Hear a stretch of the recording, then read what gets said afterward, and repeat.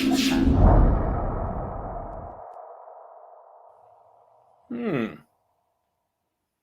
like everybody froze up. Good evening and welcome back to the Not So Perfect Bigfoot Show. So tonight I have some of my favorite people in the world from Arkansas. I call them Arkansas boys. They're always into something. They got a lot going on. They came on the show when I first started my show. I didn't know them from Adam. I did follow them a little bit. And I said, you know what? They're pretty interested. And I like the way they looked at stuff. I thought they were very interesting and very intriguing. And hey, Amber. And I thought they were very intriguing. And you know what? They're part of the Not So Perfect Bigfoot family, and I just love them. And Wendell, let's start out with you. Let's put information about your group where they can find you, and let's start introducing your team members. All right, I'm Wendell Hurricane Burrows. I'm the founder of the FOUKELORE Bigfoot investigations, and also the founder of the Arkansas Boys. And we have a YouTube channel. It's called the Arkansas Boys, and then our group together is called the Arkansas Bigfoot Cartel. You can find that on Facebook, and we just go all over Arkansas and check out reports. And we have certain areas that we regularly go to during the late fall and early spring. And we just try to help anybody that needs any help, and then we try to do as much research as we can to try to prove this cause of Bigfoot and what they are and where they're at. This is my right-hand man here, Dale Bullock at the bottom. He's from near Heber Springs. And then Neil Huff, he's from the OARC area. He's also the leader of the Arkansas Bigfoot projects, and he's our go-to guy for around OARC. And he's got his lovely girlfriend with him tonight, and she's right beside him. And hey, beautiful, we got 2 for 1 on him tonight. We got 2 for 1. We're recording from Sonic Drive-In at Ozark, Arkansas right now. So she wanted something to eat right before the podcast started. So I'm going to put this in reverse, start heading back to the shop, and I'll do this podcast with you guys, okay, while I'm driving. So y'all got it. Well, Neil, we got 2 for 1, so I think we owe you some money, buddy. That's gonna be my Thanksgiving Black Friday 2 for 1 right there. So just wanted to bring this to your attention. If you guys look at my backdrop, boom, I got that off of Facebook today. I like to go around and check the groups to see how things are going in Western North Carolina. I do have friends up there and everything. They're still having a hard time. We have a Christian base here, and if you're not a Christian base, just want good vibes. Continuously to keep praying for the people that were hit by that awful hurricane. They are suffering. They still need our prayers. This photo a lady took after the hurricane, and it just, to me, it says everything we need to say. We're North Carolina strong, and America's strong, and we're going to take care of our own. And that's just, I wanted to put it up. And you guys continue to please send prayers. I also want you guys to think of some questions. These guys are a buffet of knowledge. They have adventures. They are like the Duke boys on steroids in Bigfoot country. And I just absolutely love them. They are some of my favorite people. I did have some questions. You guys sent me a video, and you guys had a footprint. And that footprint was a heavy footprint. It was deep. And I know you get a lot of prints, but this one was deep. It even crushed the leaves. And I mean, it was probably 1 inch deep in the sand. Do you remember the one I'm talking about? Yeah, that's the one that you found at Sillamore, Dale, where we did that video. Oh, yeah. What's the backstory behind that? Do I got to pull your teeth to get it? No.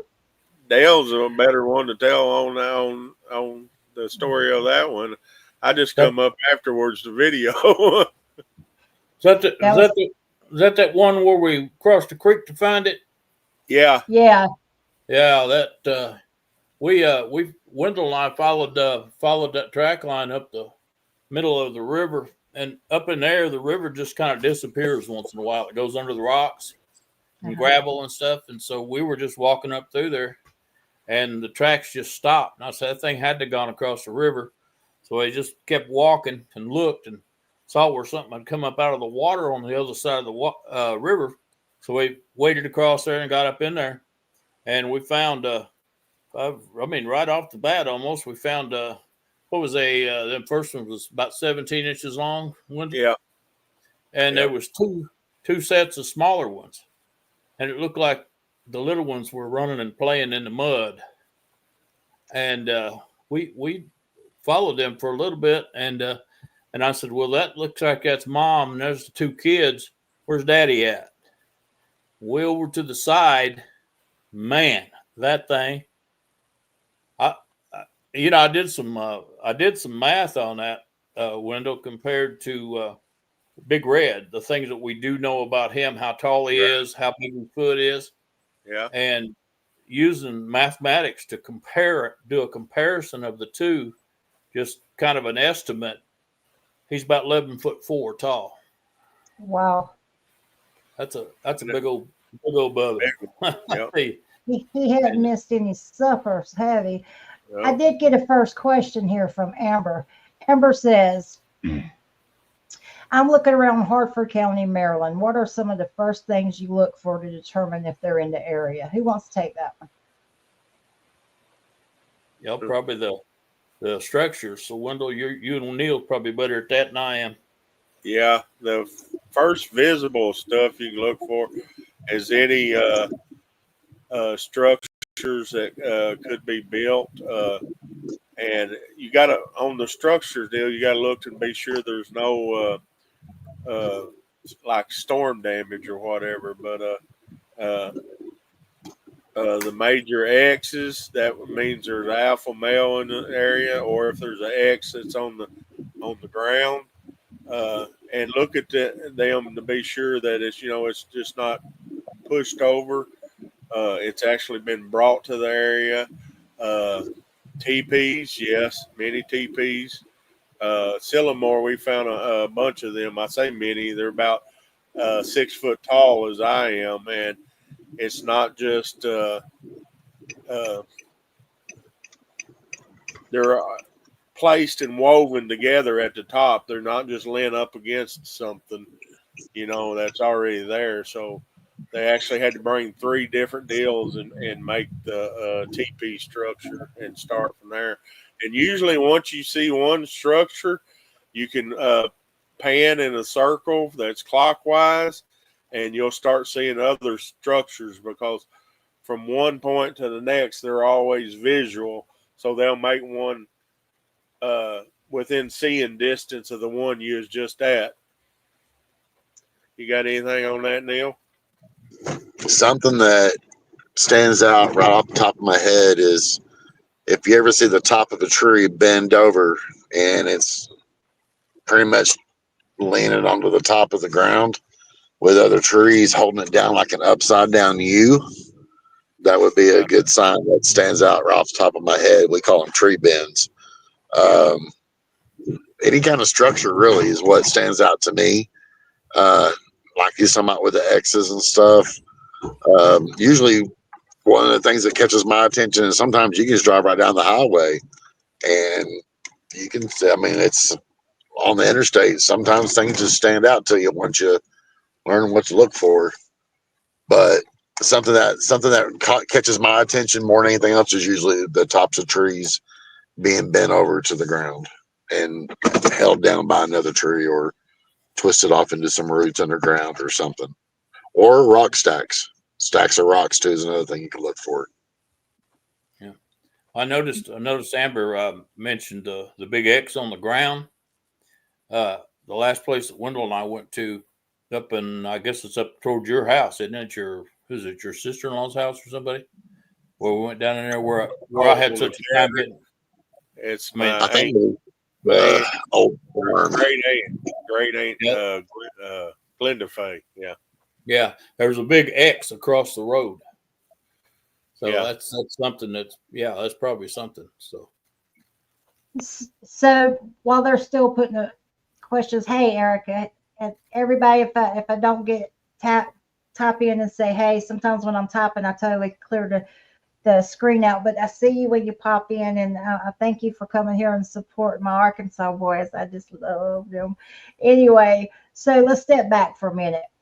How did you guys connect, and what brought you down this road? Was it individual experiences, or I know you met Dale through activity at his house?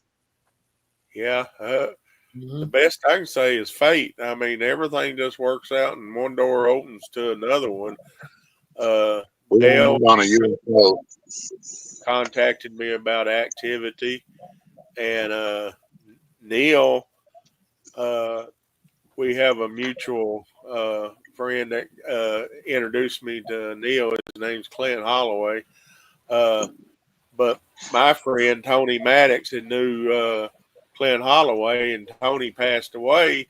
So I was kind of out in limbo here by myself and my Arkansas boys, because I was just getting into it, and trying to learn everything I could. And Tony was teaching me stuff, and then he passed away. Well, out of the blue, Clint Holloway called me up and he said, "Are you a real person?" I said, "What do you mean? I'm a real person. Who are you?"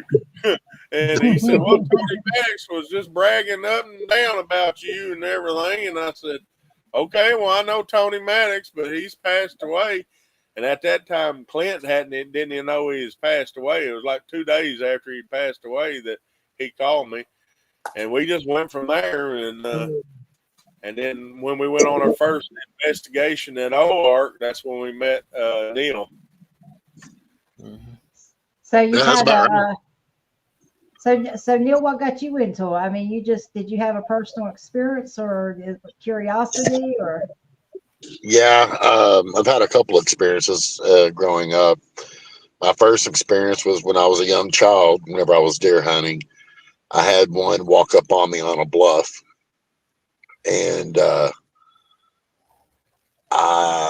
later that night, it showed up at our cabin and showed off a little bit. And a couple months after that, we ended up selling the property. Then I had another encounter whenever I was 19 years old, and it was on top of a mountain here in Franklin County. I walked up on one in a field, and then I've always kind of kept them in the back of my mind, but what actually got me started into actually getting involved with other people was my oldest son, Nicholas, which lives on the East Coast right now. I took him driving around the mountains, and we come up across this back road that had a bunch of Sasquatch cutouts in their yards. And I took him up there to show him these Sasquatch cutouts, and he started showing me tree bows and structures up in the trees on this old dirt road that all these, and Wendell knows what I'm talking about. And if you go drive on the top of this mountain and go off in the backside of this mountain, you run in, just drive miles and miles of dirt road, but no houses. And all of a sudden, you're in the middle of nowhere, and there's a bunch of these houses, and they all got Sasquatch cutouts in their yard. And that's kind of where it started out. In February, or the February investigation, when we do the town hall meeting, I want to go back. That's what you're calling it, what we call Area 1, right, Neil? Yes. Yeah. I want to go back up there and check out the waterfall and everything here, because it's been 3-4 years since I've been up there. So during the February one, we ain't gonna have time in this December one, because it's more important than everything. Everything's gonna go on. Find out what's past Castle Rock. So yeah. Yep. I am going to do my best to get down there in December. Like I said, got some stuff going on, but I'm going to do my best. Actually mentioned it to my husband the other day, and I hope I can make it. Now, Neil, you're not off the chain. You said you were Are you still driving? Am I still what? driving. Oh, no, I pulled over. I'm back here at my shop now. We're good. Okay. So you were out hunting and you had an encounter and it followed you back to your cabin. Can we get a little bit more detail? You were so matter of fact about it. Sure. Yeah, that's fine. What it was is I was sitting there and I was at this place I shot my first squirrel at, and it was off this old logging road in the northern part of Franklin County. And I was probably about 2 miles off out in the woods, maybe 3 miles. And I kept hearing something talking, but I couldn't make out what was being said. But I started getting nervous, thinking that, maybe I'm on someone's land or I'm going to get in trouble. I was young, so I didn't want to get in any kind of trouble by anybody. And so I went ahead and got up and started walking back towards the log road. And I started walking, got on the log road and started walking back like I was going to head back towards our little place that we had, a little trailer we called our cabin, but it was just a little single wide trailer is what it was, a little 2-bedroom trailer. And as I was walking up that dirt road, I look up to my left and there it is standing there staring at me. And then I stop. And when I stop, it dove back behind some rocks. And I just felt like all eyes were on me, to be honest with you. I felt like I was being watched, and I probably was. And the first thing that kicked in my head was my stepdad always told me, if you ever come across something in the woods, you never run from it. And I remember I got like 5 steps, and I just couldn't take it. And I cut to the right, and I ran as hard as I could, and I ended up coming in on the back side of our trailer. And when I got back, luckily my stepdad was already back from his little hunting spot that he was at, because he ended up getting cold. And later that night, it showed up, and it was beating on the roof, beating on the back wall of the trailer. It was walking back and forth by the windows, and we can hear it in the leaves. And I remember my stepdad was telling me, "Be still, don't you move." I kept looking over at these guns. Our hunting guns was over in the corner of the living room, and I kept looking at him, and he knew what I was thinking. I was going to have to protect myself or protect us or whatever. And I already knew it was. I assumed it was whatever it was that I had come across earlier that day.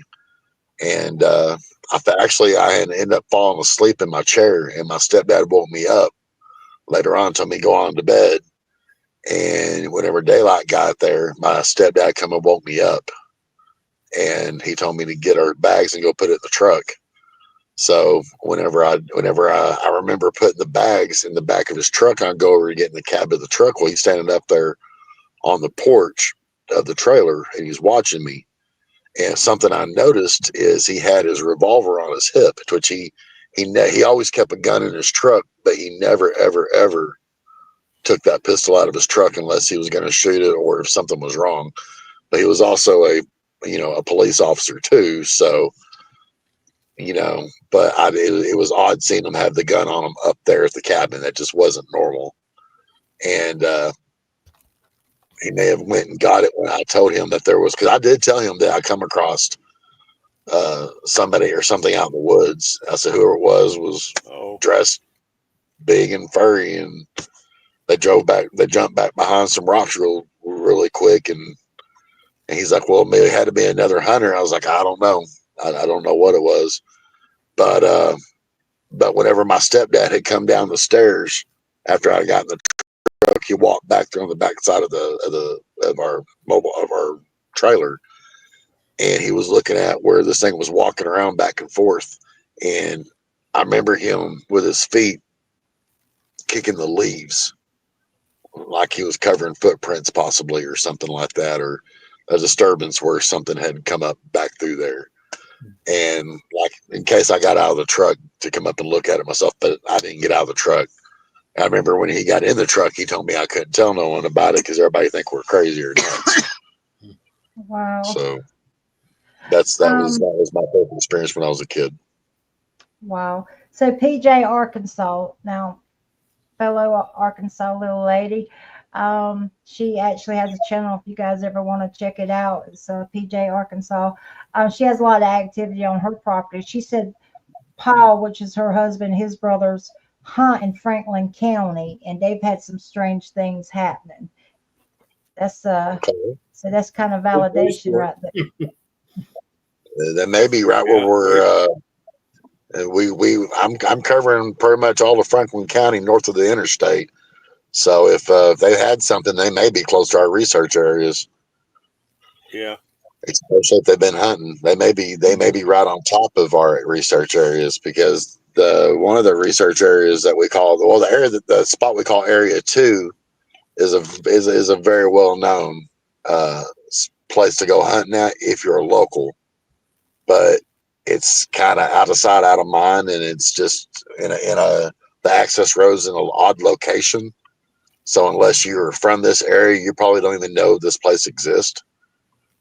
So they may be, for all we know, they may be talking about Area 2. But Wow. if they're interested in telling me the area that the road that they're having some encounters on, I can kind of pinpoint it, and we can go up there and take a look around if we haven't already looked around. We maybe already be currently looking at it to start with. So, but Yeah. people like them coming forward is a big help to us. Yeah. You guys are like-minded people and share the same faith. So, I mean, I think you have same beliefs there. I know the beliefs change with different people. William wanted to know when and where is the December meeting you guys are talking about? That's just like research your group getting together, correct? Or is that one open to the public? Well, it's our group. It ain't for beginners. I mean, No.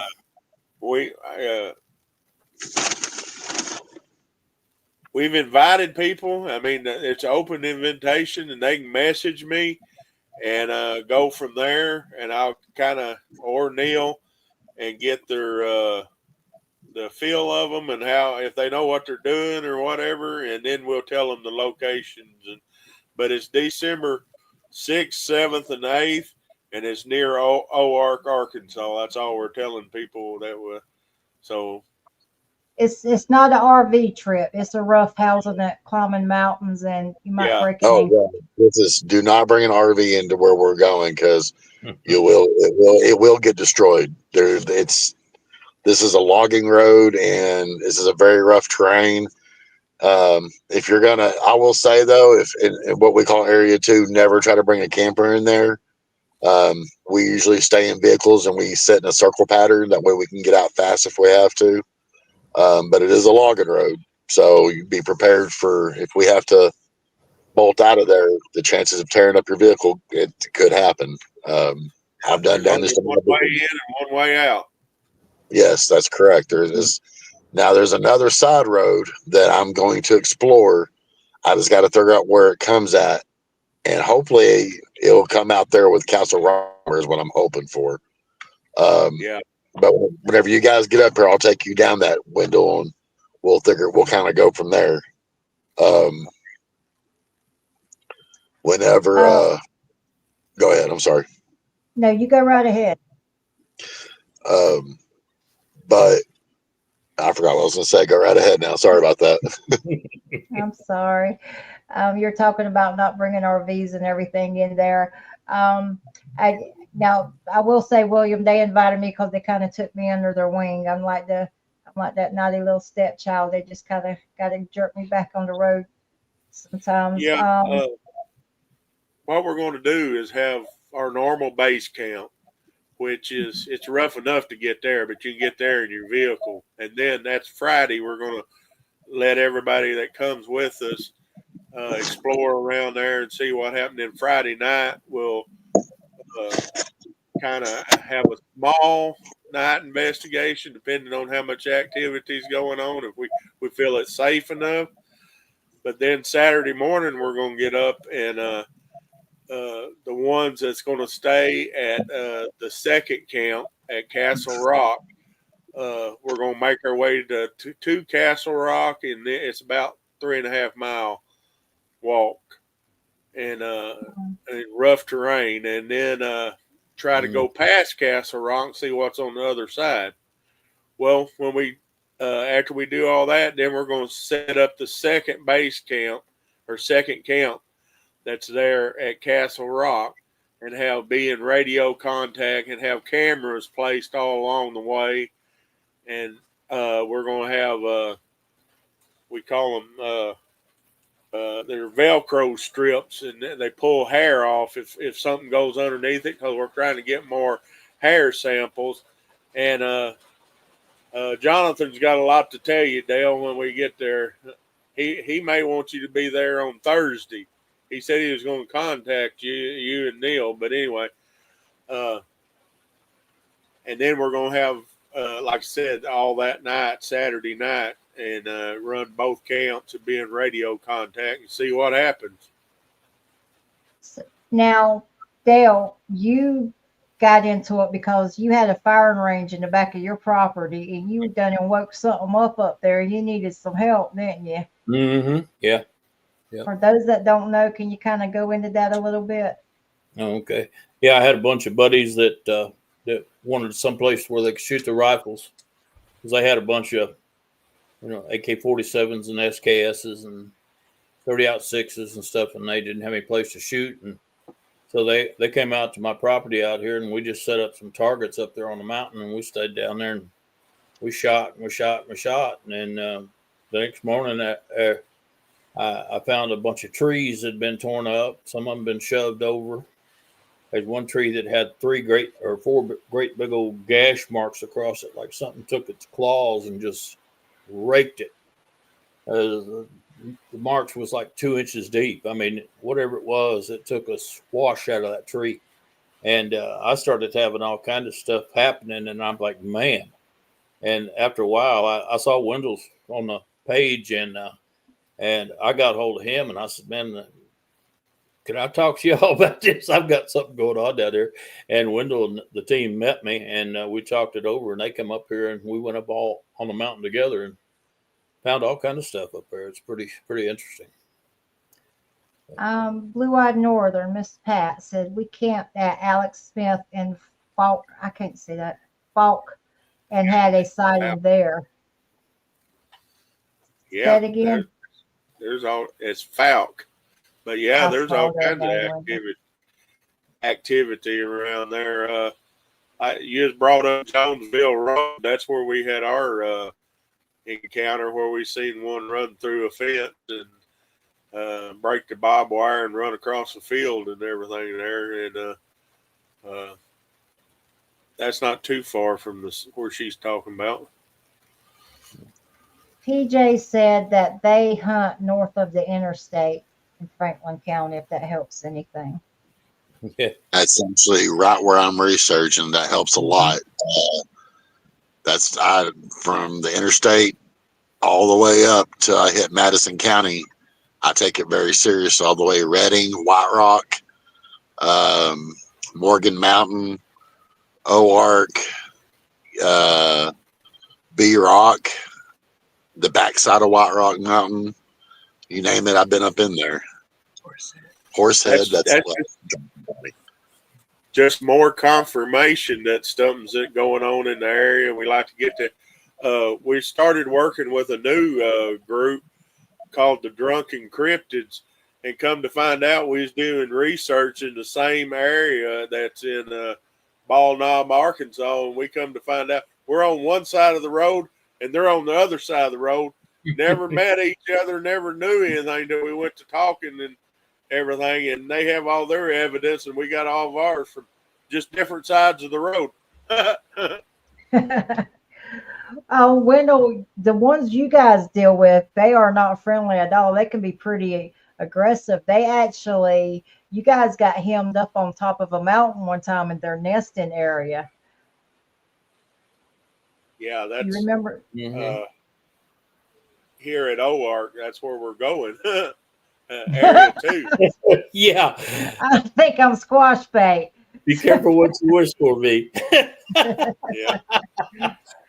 Still, I think you guys would have my back the majority of the time they are friendly, unless you find a rogue one, or like we do, we kind of poke the bear, as they always say, you know, because we're trying to get them to move around so we can get evidence, pictures, vocals, and so we do more than the normal person out there. You know, I mean, we actually track them down, and they ain't used to that. They're supposed to be the one that's tracking in their mind and their sight, because they ain't used to humans following them, or being able to know or communicate. You know, hear what they're possibly saying, or what with the tree structures you can follow them because a lot of them will point to water, it'll point to food, it'll point to housing, you know, a home structure, or this is my home range.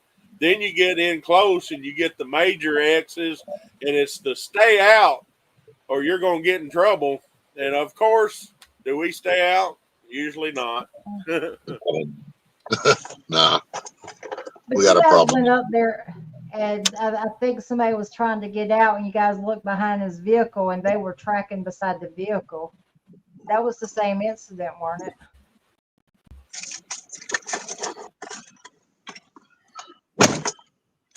No, that was you're talking about that little car that parked down away from camp. Maybe is that what you're talking about, Wendell? You guys got Yeah. on top of the mountain. Yeah. You guys got on top of the mountain, and they did not want you there, but you couldn't get off the mountain because you literally had to climb straight up.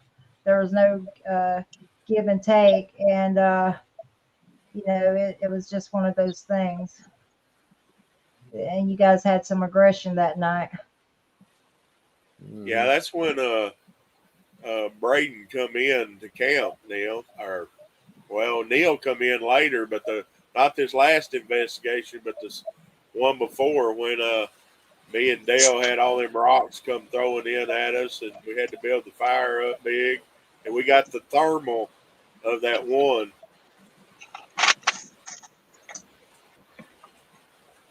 So you guys found a tree one time, and you found some objects in it, and it was like a toy box. What was that like?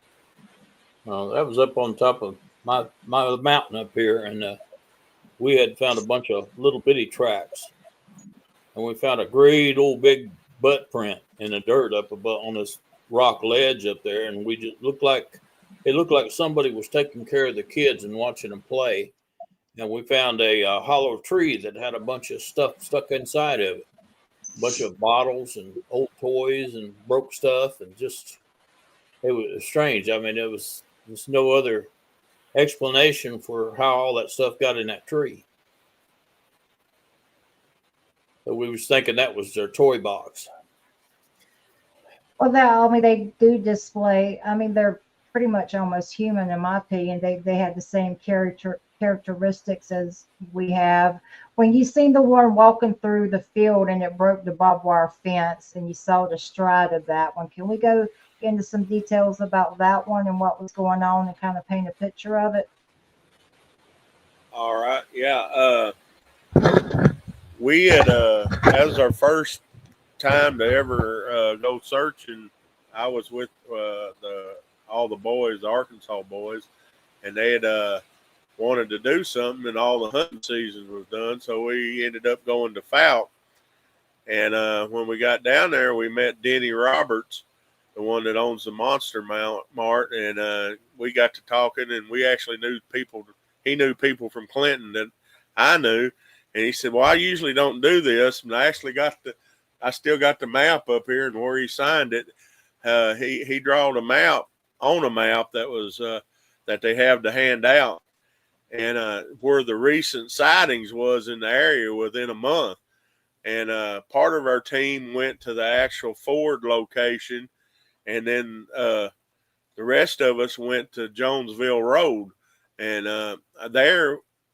Not it's strange, but there'd been a bunch of burning activity there too, and that's where we found some tracks in a little log cabin there. But it burned all the way up to this log cabin, but there wasn't nothing burnt to the log cabin. and there was all kinds of, looked like something had been living in that cabin. Well, anyway, we didn't really find much other than the tracks that was there, so we ended up driving on down that road. Well, it's the third curve. As we rounded that curve at the end of the straight stretch, there's something come walking out in the woods, and G.I. Joe, that's our buddy, was the first one that's seen it. He has a mild case of Down syndrome. He called me Biggin. He said, Biggin, look, there's something crossing the road. So as I looked down there, sure enough, and by then it picked up speed. Within 3 steps, it made it across this road and went right through the barbed wire fence. And all the way down to where we is at, you can see the barbed wire moving. So we sped up and got up there, and as we got up there, we all piled out of this truck, and we was all amazed and was yelling and trying to get it to stop and turn around, or if it was at this time we didn't, I was amazed that I'm like, this is too much of a coincidence, him pulling an arrow here and we get here and have activity. Did he have this arranged or something was going through my mind, but whatever this was that was walking across there was dark colored, looked to be hair, was 6-7 inches taller than me, and I'm 6'4", so it was right at 7 foot. And it went all the way across the field and went into the woods and never even paid us no attention whatsoever, and us yelling or whatever at it. But amazing, it popped all 4 of them. This was, you could tell, wasn't a very old barbed wire fence, but it run right through all 4 wires. It takes a lot of strength. From then on, I was hooked. So that if you think about it, that takes a lot of strength. That's something you'd have to have the weight of a bull to do that. I do have a question for Renee. Does the Fouke, I got it wrong again, just do the police cars still have a Bigfoot in the decal on the cruisers? They did last year. Last time I saw it, they did. Yeah. Last time I was, Lyle Blackburn was by it and taking pictures. They got at least one that still got the picture on it anyway. I worked the wrong place in law enforcement, didn't I? Yeah. Wow, that is awesome. That is awesome. So we did have a question out here. Have you ever tried to communicate with an alpha male? And if so, how did that go? Not well for me. How'd that go? No, not. Basically, I've made my own structures to counteract their structures from what I thought it said. And every time I've done anything like that, me and Marcus, it's always come back. Ours has been destroyed. So either I ain't saying it right or they're upset or something. So that's all I've ever tried as far as communication. Amber said, I'm sorry. Amber said that's why she wanted to know do's and don'ts, and she decided to check the X out. You basically said stay out of there if it's an X. Yeah, the X, bigger the X, bigger the alpha male is, and usually the X means stay out. This is my territory, and don't proceed past this point. If you'll look around the X, there'll be a tree bend, and that is the entrance to his home domain. And then beyond the tree bend, you should see a symbol for water that's either on the right or left, and which is a circle with a like a structure in the middle of this circle. That's the symbol for water. I have seen the A. I'm gonna send you a picture of that. I have seen the A. Who wants this next question before I put it up? Somebody volunteer. Eeny, meeny, miny, mo. Neil, it's you. I'll take it. Okay. William says, I've always had a problem with the fluke creature. Some of the old prints had 3 toes, which seem highly unlikely. Any thoughts? Okay. The prints that I got in Franklin County, north of the interstate, off of, I'm going to say around the 219 area.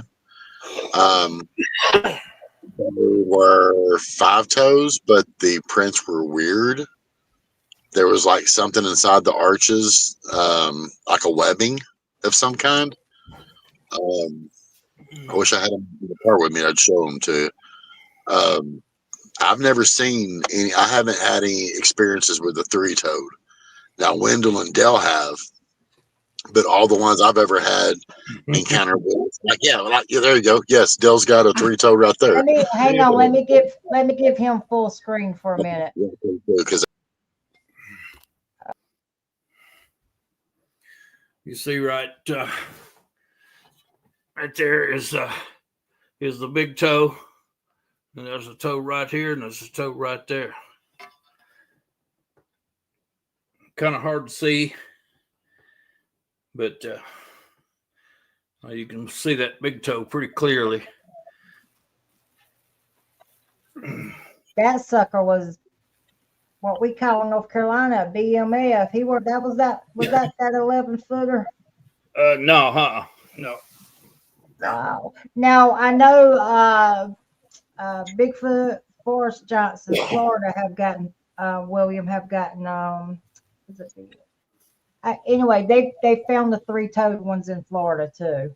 So how can you give me the story about how that one was found? Well, me and Robert Taylor from Bald Knob were going out. We kind of separated in a couple different teams that day. And we were stomping out through the swamps. And I mean, we were wading water everywhere. And I started picking up this little scruff mark on the ground. And every time I'd see it, it was identical.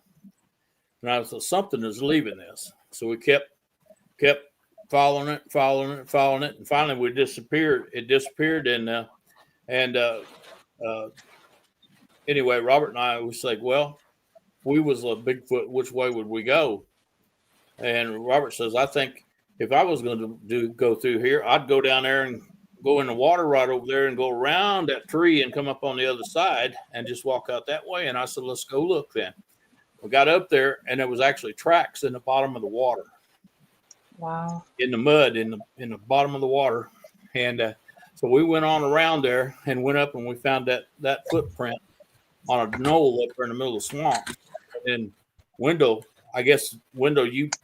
made a big circle around me, I think. And anyway, he picked up the track line of it leaving the woods out there, the swamps.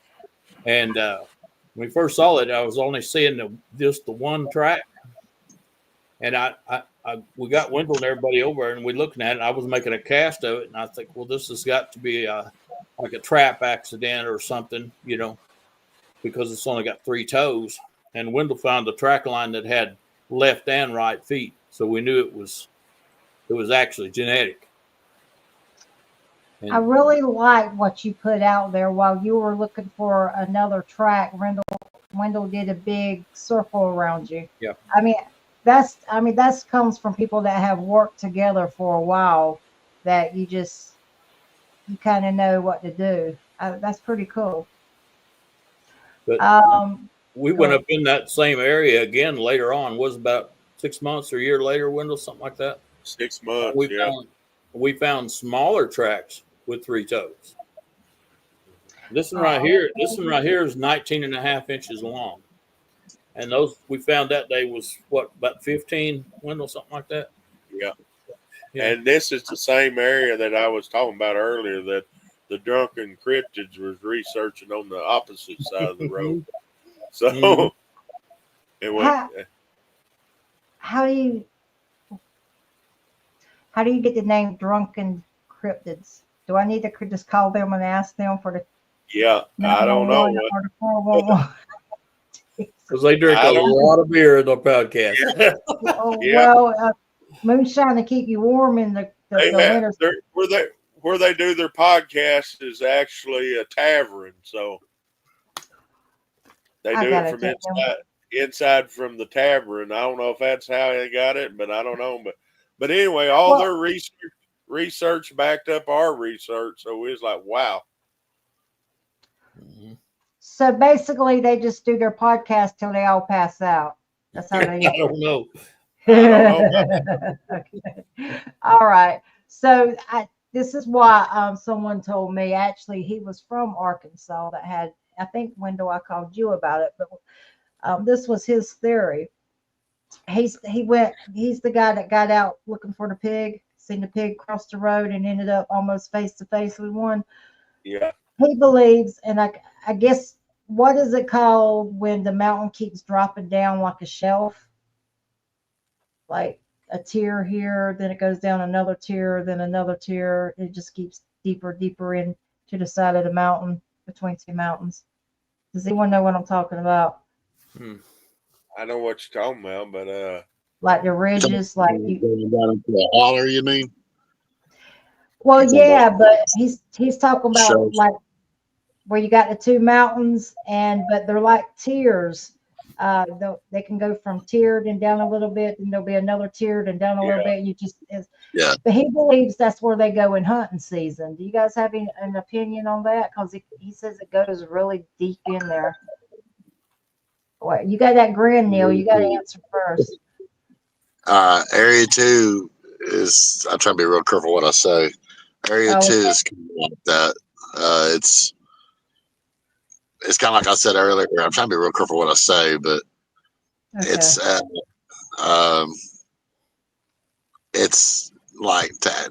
Where we're going to end up at, where our main base camp is going down like that. But it's like our active point is at the very end of it, coming off of a different highway.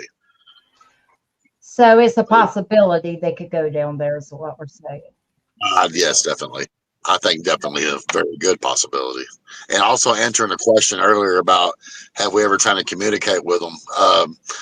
I'm not going to say we haven't, but I have had it try to communicate with me.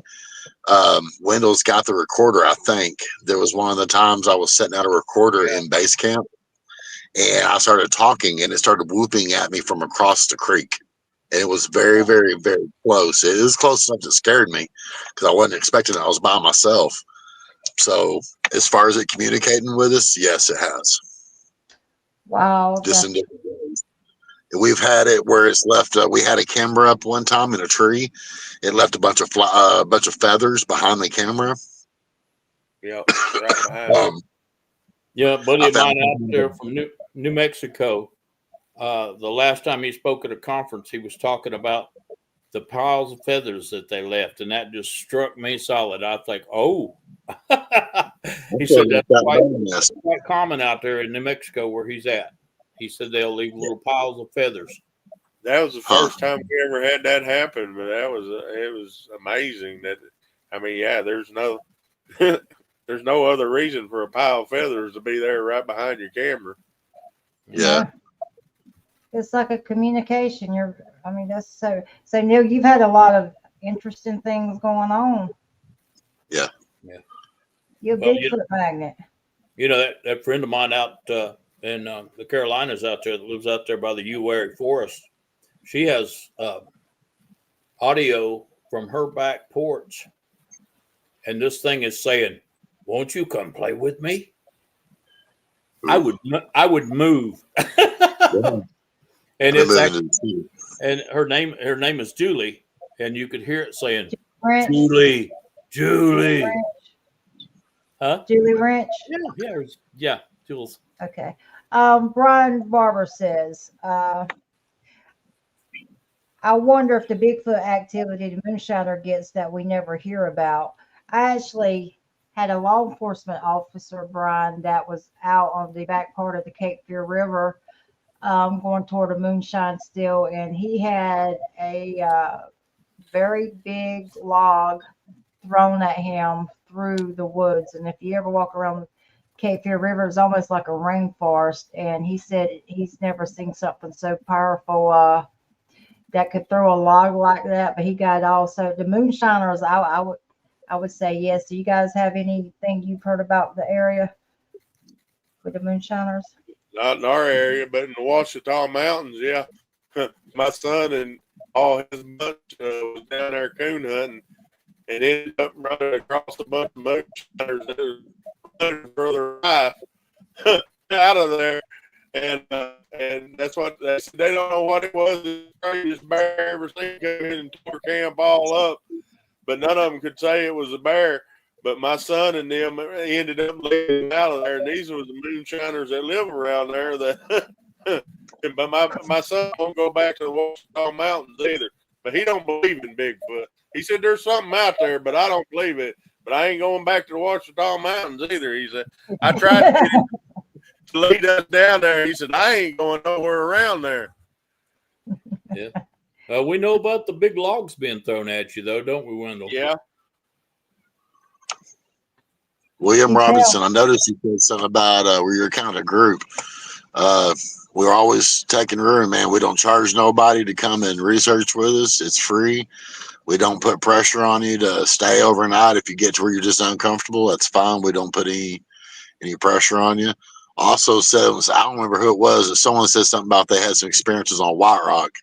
I had actually recorded some rocks thrown at me on a part of White Rock Mountain where B Rock is. Actually, I had some rocks thrown at me up at B Rock. It's on one of our recordings. Yeah, that's a good video. I like that. Yeah, I watch it to this day, and I still get chills. There's a question on there earlier about wood knocks or tree knocks. Yeah. Do we have any activity with that? Now, different areas, it's different.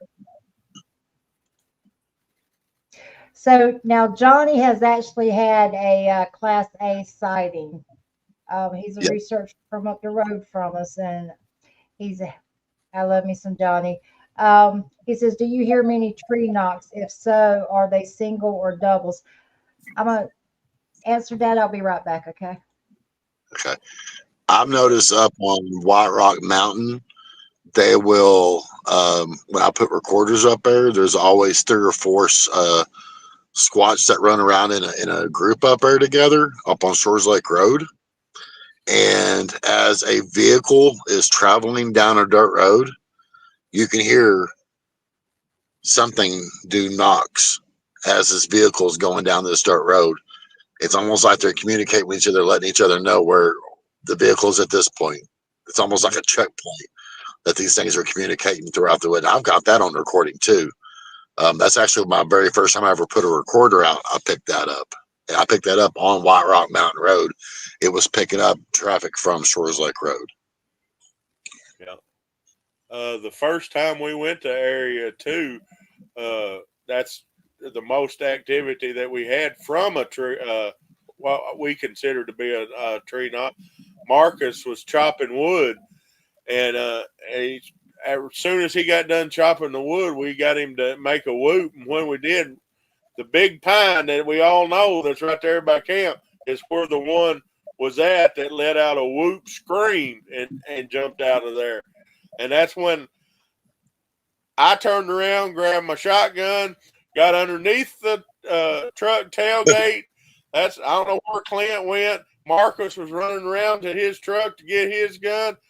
The guy named Greg come running over there that was shaking like this. It was saying, what was that? And I said, that's that Bigfoot you don't believe in.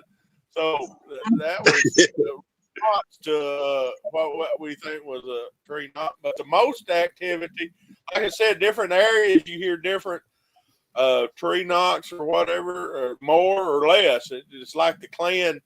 Some of them use them, and some of them don't.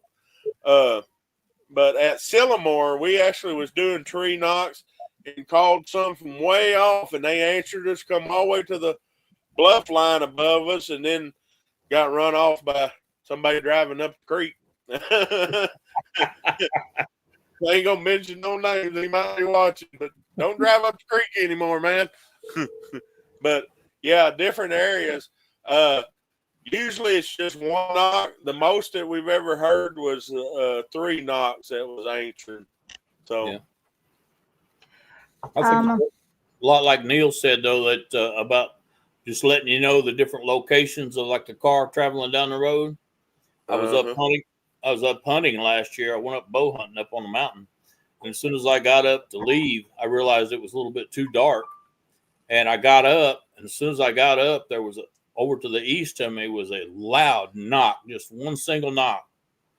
And then right down below the cliffs where I had to go to get back to my house was another knock. And I'm like, boy, that was where is he? I got him right here. You know, I mean, it was just, you knew what it was. I mean, there was no doubt about it. They was telling everybody where I was at. And something we found just by trial and error, that's the only thing we got out of what was it, Anthony Shields that night come in. We ended up finding out that thunder trees, they answer them pretty good. And we have a video on thunder trees, but find you a hollow tree, take you a rock and hit that hollow tree, and it'll echo everywhere your tree, and they can hear it for miles, and you'll start hearing knocks coming back to you to answer to the thunder tree. Wow. So there is a hang on. There was another question about prints casting prints underwater. Is there a way to do that? I guess that's just a question. We've been talking about that, thinking about building some kind of a frame that we could actually sink in the water and then pump the water out of it. Yeah, I thought that was a pretty cool question. Yeah. Either that or Yeah. underwater concrete, but I haven't ever seen any of that. I heard the Romans used to use that, but I don't know how it works. Yeah, we've been Okay. discussing that ourselves, trying to figure out something because we've run into a lot of wet areas where that's the best imprint is, but we ain't actually figured out a way to cast it yet. William said, thanks. My experience with Bigfoot was actually in Arkansas, but it was on the east side of the state, adjacent to the Mississippi River. So there's a lot of activity up there. Let me find out if there's any more questions. And I have a cousin that works on the barges there. He he retired this year, but he has told me a lot of activity that he's seen while running the barge there on the Mississippi River. Wow. So with all of the activity that you're having in Arkansas, this goes back to that famous film, correct? That famous The film, Boggy Creek. That's Boggy Yeah. Creek. the legend of Boggy Creek. Yeah. So that is definitely something that these could be offsprings of whatever was causing that ruckus back then. Is there anything about the legends of Boggy Creek, the backstory, that we don't know? Well, it was three-toed. Yeah, It had three toes. Yeah. There was three-toed. There you go, William. The one There that you broke go. into the Ford house was three-toed, but there was other prints found. Yeah. But yeah, the largest was three-toed. My mom was married to Henry Ford, and he was kin to them. So that's how I heard about the Fouke monster and everything, is through my mom. And that was actually her relatives that from her first marriage. So Okay. that occurred. So it was a true deal all the way around, the way she told me about it. So Okay. So William also asked again, he says, there are a handful of reports on the Mississippi River. I don't think they live there full time, but they just passed through. Do you guys have a opinion on that?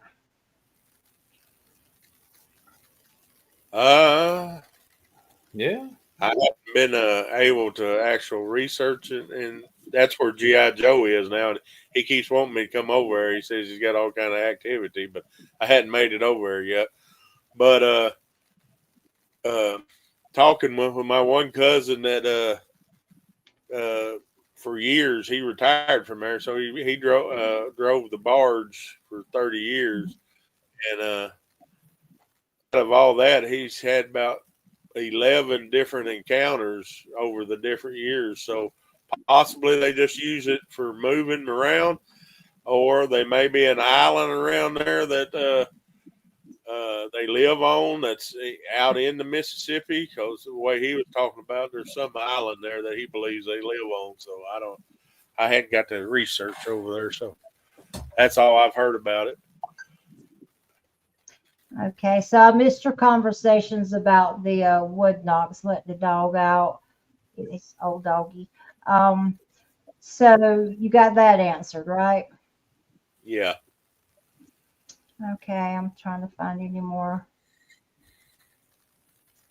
questions. Is there anything you guys want to throw out there that I am just missing? I know you guys are having something else going on in January. February. February.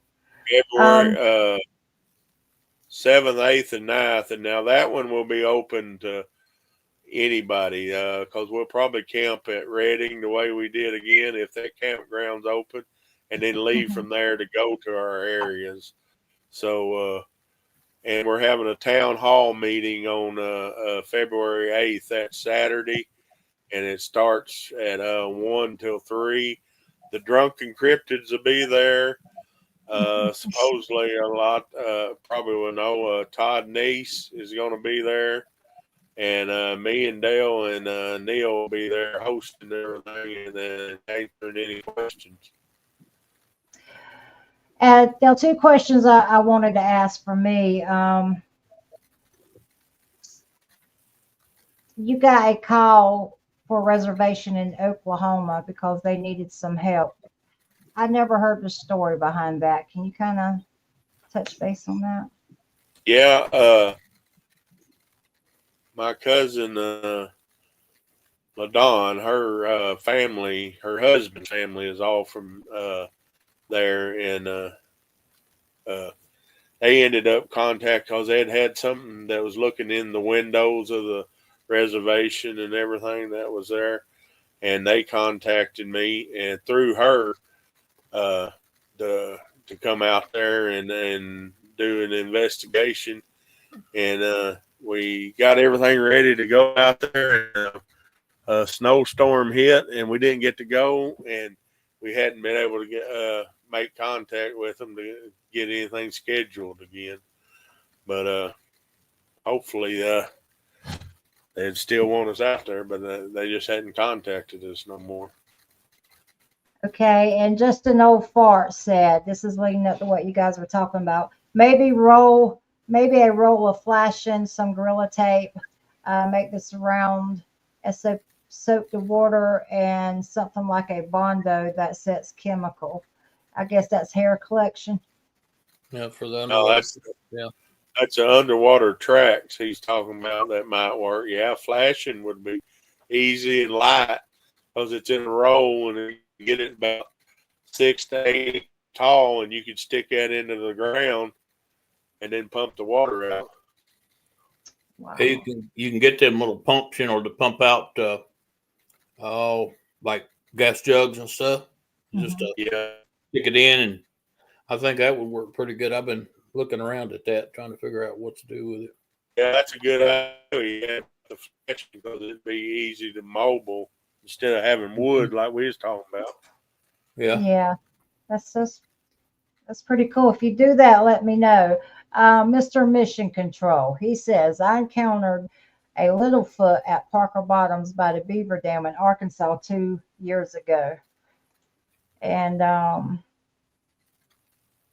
he says the National Geographic went up by the Roaring River to look at the home, or look for him, her, it. You guys know that area pretty good? Mm-mm. No, I don't. Okay. I wonder what he's talking about, a Littlefoot, if he's talking about this Sasquatch for Congress. Yeah. Yeah, sure. I guess a little one. That's what I was going to say. It could be a little one. Like me and Dale's found a small I think that's exactly why they was mad that we went to Castle Rock. Yeah. Because we had all little bitty fresh tracks. It wasn't maybe 30 minutes old. That was all around there. And I think we just got too close. But Yeah. there's also, if he's talking about, it's called a Punjui. It's yeah, that could be the Littlefoot he's talking. Them or just some mean little dudes. Are they like the little people? Yeah, close to an Ewok. That's funny to say, but they look more like an Ewok than anything. I was in my truck at Personally, I wouldn't suggest going after a little one. They don't like that much. Yeah. For either way, I've had discussions with a friend of ours and everything. The Punjui, I believe it. Just like us, we have dwarfism. I believe these are dwarfism Bigfoot, and they've just got a different name. And they've been classified by the Indians as Punjui, but I believe it is a dwarfed Bigfoot. But I have no proof of that. But that's from Neil. You like you want to jump in and say something on that? No, I just almost dropped my phone. Go ahead. Okay, I caught something there. Okay, so Jonesville Road. When I was watching your video that you sent me a while back, you guys had some activity around Jonesville Road that you were going to check out. So what's the story with Jonesville Road? That's the one that I was telling you about, where the Bigfoot run through the fence and everything, barbed wire there. Yeah, that's all happened at Jonesville Road. Actually, just up from that, there's a family that lives there. I try to remember their name, but they introduced us to their grandma that lives there, and they've had all kinds of activity. And I can't remember their name right now, but they have some hair-raising stories that they've told about being out fishing. And we just met them by accident because somebody come down there on a three-wheeler at the time. That's a 2014, and wanted to know what we was doing. And we told them that Denny Roberts sent us down there, and they said, "Oh yeah," and just went to talking from then. He said, "Come on back up and meet your grandma." And they have some interesting stories. My buddy John says, "Hey buddy, glad to see you got some Arkansas boys on here." Yeah, I sure do. Got the Arkansas boys on here. Pugly is what they're called. Pugly. Here you go. Yeah, Pugly. Yeah, that's it. Let's see. Still looking for some questions that I missed. So Neil, you've already told one of your encounters or a couple. Did you have any more after that? Yeah, I've had a couple of them. One of the times was up on White Rock Mountain. There's a spot called B Rock, and I took the guys there, showed them where this place is at, and I just never been on this one road on that mountain. I grew up on that mountain. I just never been down this one road, and I decided to go down it. And all of a sudden, I started seeing all these bluff lines and like just cool, really cool rock stacks that were 30, 40 feet tall, 50 feet tall, that were just rock stacked on top of rocks. I mean, it's like almost like a rock city kind of thing. It's kind of hard to explain. And as you're driving all the way down this road, it's probably about a mile, maybe a little less than a mile, of all these big, huge boulders on both sides of the road. And you can actually drive in between these boulders. Well, in my video, I was actually getting out, and I was taking video of that bluff because I wanted to paint it. And I kept hearing stuff like the rock clacks and rocks being thrown out in front of me from over in the trees. And I was so busy talking, I was really kind of ignoring the video and ignoring what was going on around me. And as soon as I stepped in between those two big boulders, I heard rock clacks on the other side of this boulder from me. And I started walking real soft, but I kept walking. And then all of a sudden I got rocks coming at me from different directions, but they wouldn't hit me, but they circled me. And it scared me bad enough. I pulled a pistol out and started backing up to my truck because I knew I had a shotgun and a rifle in there. And I could hear things moving around me, but I couldn't see nothing. I've never been so scared. That was one of the most scared I've ever been in my life. That was an adrenaline rush. And you can hear the fear in my voice, definitely, even afterwards. In the video, when you look close at it, you can see something jump across the road, because as soon as I get inside my truck, I put the camera over my shoulder facing towards the back of the truck just in case something come up from behind me. And whenever the truck started, something really quick dove across the road, and all of a sudden my phone started staticking. I don't know why, and it just quit recording. And whenever I started driving down the mountain, I realized it quit recording. So I turned the camera back on my phone and started recording again. And I was telling kind of what just happened. And I was talking 200 miles an hour. You could barely understand what I'm saying. And excuse me. But I remember, I think I got hit with infrasound because of the intense fear that I felt. Plus, when I got to the bottom of the mountain, I drove up a little ways, and I was trying to get myself calmed down. I actually got sick to my stomach. I actually had to pull over, and I actually did, get nauseous, and actually, got sick. And of course, I get back. I tell my mom what happens. I tell my kids, and of course, they want to go up there, and I'm trying to talk them out of it. And I finally talked me into go take them up there again the next night or the next day. And here I am driving like 60 miles an hour through there because I was scared to death. But yeah, that was very interesting. We've actually got that on the Arkansas Bigfoot cartel page. That's actually one of the very first recordings that we actually put up. Mm-hmm. Yeah. Wow. So I will say though in advance, if y'all watch that video, I want to apologize about my language. I was under a lot of fear. And so there was stuff coming out of my mouth that was not Christian-like. So just want to give everybody a heads up. Neil, that's called being human. That's called being human. We Oh, get that. That was a lot of people that would keep them from going back out into the woods. Well, it did for a long time. I wouldn't step foot back out in the woods for probably about 1.5 years, 2 years without these guys. And even like whenever we went back, whenever I took everybody to where this happened at, I had troubles getting off the dirt road. I mean, Clint Holloway was trying to get me to come up there to where these caves were that these things were in, and I wouldn't go up there. I didn't go up there until I had a team of 20 people with me.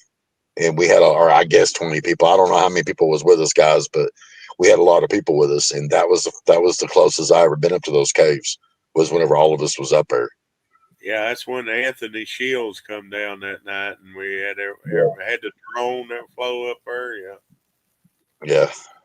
Tell them, I kind of told her about it the last time, but when there's 7 of us, that's when the first time my wife went, and we seen the one that was there at the area 2 that come out of the tree. You kind of go through that for Neil. Yes, we actually it it was kind of weird because everybody is how it was handled was weird. But we pulled up in a camp. And it's up in the tree. We didn't expect it to be in camp, but it was, I guess, it was watching us from a tree. And I guess it didn't expect us to notice it was up in this tree above us, and it was dark. But it was Chief. Chief goes, there it is right there. And he's had his flashlight pointing up in the tree. And as soon as we all looked up, you seen it slide around to the backside to the other side of the tree. And all of a sudden, that tree started bowing over backwards over the creek, because there's a creek with a waterfall that sits right directly below the base camp. There's a waterfall directly below base camp with a cave there. And whenever this thing had got on the backside of that tree, everybody. Well, here's the weird part: is everybody started walking off. I'm like, where do y'all going? It's right there, y'all. And we're not done. It didn't leave. And then it hung around on that tree for probably, I'm going to say a good 15, 20 seconds. And then it finally jumped off the tree and shot across the creek and landed on the other side of the creek and then took off up into the woods. But that tree was swaying around like it was nothing. You know, it was a pretty tall tree, too. You remember what you yelled when that happened? Sir, what was that? I said, you remember what you yelled when that happened? Yeah, it's right there. Where the hell y'all going? Oh, yeah. When that first started happening, Neil says, it's stalking us from above. Oh, yeah, that's right. I forgot All the about guns that. came out, all the spotlights. Yeah. I forgot about that. I did say that. I forgot all about that. Just scared the crap out of me, I'll tell you what. It was. But everybody started leaving. It blew my mind. Everybody started walking off. Me and Clint started walking. We thought Chief was pulling her leg. And Clint goes, that's just the wind blowing. And I said, there ain't no wind, Clint. And we turned around about then. That's when you yelled that out, that they're stalking us from above. So me and Clint had to run back up her. But yeah, that was a funny. That would have been a good blooper. That was a good way to start the camp, wasn't it? Yeah. I just blew my mind. And man, we just pulled up and got out, all 7 of us, you know. Yeah, we didn't have even time to even get our drinks out or nothing. Wendell, I remember one time you said you had a buddy that was having some problems up there in a certain part that you guys didn't want to go into. And I said, are you sure you want to go there? Because you said they're really aggressive up there. And I think you said it had a history of missing hunters up there. And I remember specifically you said, if one needs us, we all go in and we help them. Yeah. I remember that stands out in my mind. We ended up going there and everything and did a daytime investigation, but we ain't done a nighttime one there. But yeah, that was at Devil's Den, and yeah, we all stick together. We got different codes and everything. We'll yell out if somebody's down, and we all start looking. You know, that always stayed in my mind. I had the most respect for you guys when you said that. You said if they need us, I said, you go in, and you said, if they need us, we go together. I always read that. I always stayed in my mind. Yeah. Maybe it's, my background and my training, but I mean, you got my respect on that one, buddy. You really did. All of you guys do. William says, do you guys know of any reports near Eureka Spring? I've been there many times, and it seems like a likely area. East of 65 for sure. Yeah. I mean, directly across, there's been a lot of reports up in there. So, and I know some people from up in that area that's they do their own research and everything, a research team, but they ain't they're not video equipped or nothing like that. They're more try to get something, where they're more physical evidence. That's the words I'm looking for. But yes, they have a lot of activity just south of Eureka Springs that they're researching. Looks like you guys got an invite to Alabama. Just reach out to them. Let's see. That actually came from Prospect. That's Wendell too. Wendell, that come from Wendell, Prospect, USA. He said he was pretty excited about having another Wendell on here. Yeah. So, very many. What do you guys think? Now, a lot of people get upset because they're torn apart on this. But I tell everybody, your research takes you where it takes you, and your beliefs are a part of that, and you don't owe anyone an apology. And what do you think they are? Do you guys all agree that they're just on the same thing, or do you have different opinions? Some say Nephilians, some say, they travel through dimensions, or do you guys have an opinion? Mm. Uh-oh. I'll try it. I'll try it. Yeah, From what I've experienced, I think they're flesh and blood creature, apish, but with human tendencies.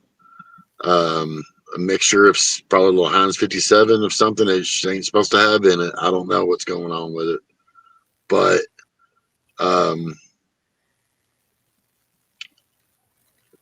I'm not saying it has supernatural tendencies, but I think they are around areas that have supernatural activity.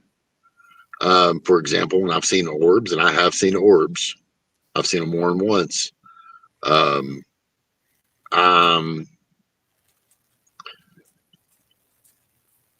I don't know if they're causing it or if it's something else and they're just, or what's the deal. I don't know, to be honest with you.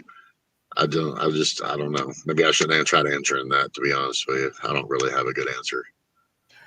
Well, I'm gonna just tell you the truth. People make us so uncomfortable for drawing a conclusion on it that you shouldn't apologize for what you think. And you really don't owe an apology to anyone. And that's the thing. People make us feel so uncomfortable for having our thoughts and our belief. And I don't think we should do that. I think we should always have an open dialogue on it. And if someone doesn't agree with you and they're only talking to you to argue with you for their point, then they're not a researcher. And so I respect you for giving your opinion on that. I really do. The energy of the land, I think, has a lot to do with it. There's a part of me that thinks they're flesh and blood, but when you start to see the supernatural with them, and you see things that you're a grown person and you're trying to figure it out, then you get put in the woo category. And you know what? So what? Why do we let people tag us and intimidate us or try to intimidate us or block us for saying what we see? And if people don't want to hear it, they don't want to hear it. But we should not hesitate to say what we feel or we think, because your research may take you one way, someone else's research may take you another way, but our beliefs also are a part of our research. Can't see God, but He's all around me. So I appreciate you saying that, because everybody, you don't owe anyone an apology for where your research and your beliefs takes you. From and another and seen, it's flesh and blood. But now, because they have heightened senses, they've trained their senses to where they know where magnetic points are on the earth. You could say that's some kind of magnetic energy that they're tapping into, but they can feel where that is. As far as stepping in a portal and out, I hadn't seen nothing else do that. Possibly can. I'm open to any proof that I could see. But what I have seen is they have translucent hair that can reflect any image that's around them, and their hair can move just like a cat. Have you ever seen a cat with its hair that spikes up real quick? Well, with their hair being on the ends almost clear, whatever's around them is reflected off their hair, and that's what you're seeing. And so it looks like they're cloaked. They're not cloaked. It's just a special ability that they're using their physical thing that we just don't understand yet. they're not going somewhere else. They're still there. We're just not being able to see it. Just like the military now has a thin sheet that you can hold up, and they can't see you, but you see everything around them. They're using that same ability. It's just an ability. It's nothing magical about it or anything. It's just something we hadn't understood yet. Certain cases, it don't work as good. If you're in a misty area, just now I was talking to another one of ours. He has that occur a lot. He gets it on video where they're moving, and you see the outline and shape of them, but you can't really see what it is. Well, we're coming up with a system now where you can drop flour on them or chalk dust. So once that chalk dust drops on them, you'll be able to see that wherever you go. Around our vehicles, I've got bags of it. I'm going to spread out chalk dust so when they walk, they're going to leave a footprint in that chalk dust. And before it's not there, and the next morning you'll be able to see the footprints around your own vehicles. That's something new. Wow. I'm going to try December 6th, 7th, 8th. I've been talking with him for about 2 weeks about it.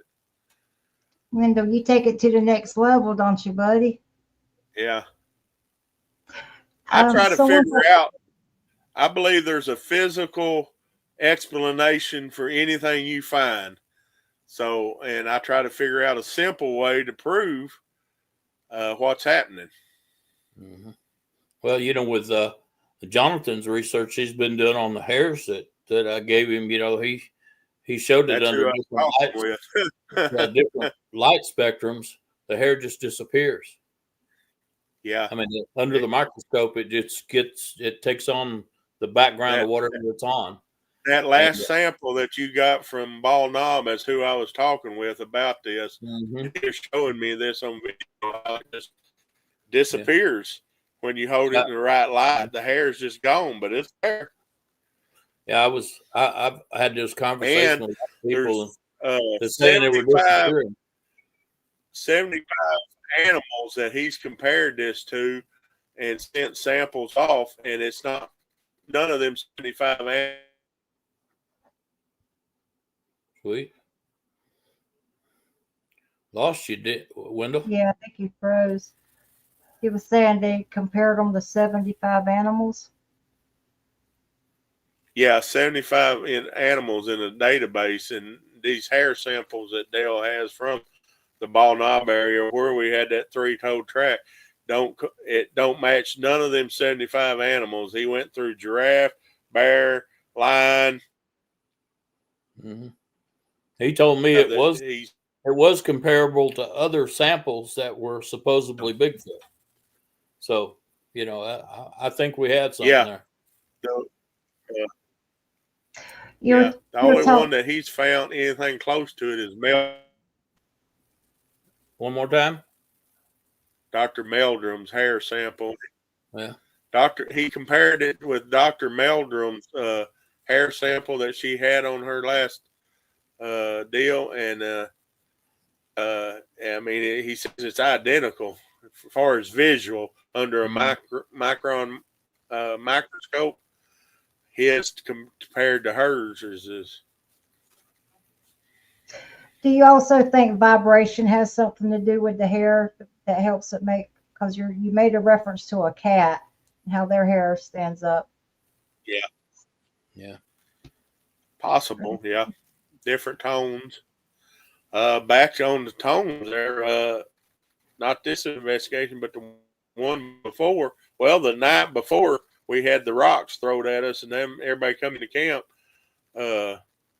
The boy, the first time harmonica, he had all kinds of success from answering a harmonica, just a low, just a single note, just ooh, and that's when Dale went missing, and we thought, but yeah, so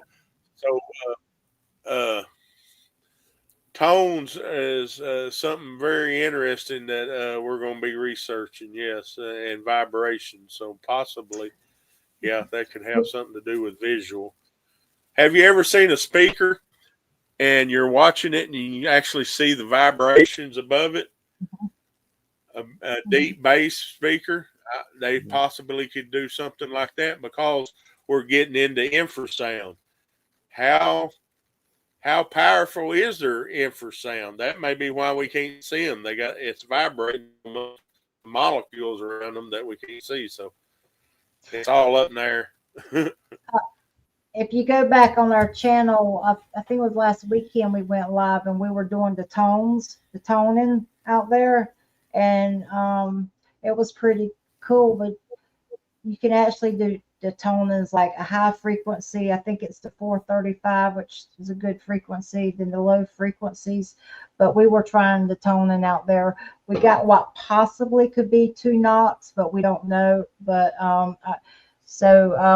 we might can send you some clips if you want to use them. I can send those clips over to you if you go back and look at the video. Listen to the tones. If that's something you want, we'll try to send you the clips up there if you want us to.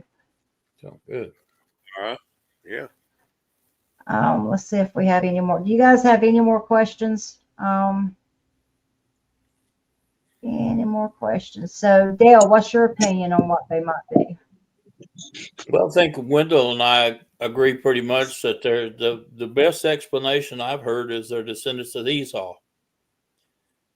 I mean, he was a hairy, red-headed guy, a little bit stronger, bigger than everybody else. The man of the forest is what they call him in the Bible. And he just so happened to marry into the giant line. So what you get when you get a great big hairy guy that marries a giant, you get great big hairy kids. And that makes more sense than anything to me. You know, it really does. But I know they're very, you know, I've heard a lot of people say, well, they're just animals. No, they're a long ways from being animals. They are very, very intelligent. And Wendell and I saw that real clear up there in Area 2 that night, how they were all acting as like an army unit. It was amazing. I mean, they had to have planned it out. They talked it out before they came up there. And yeah, they have.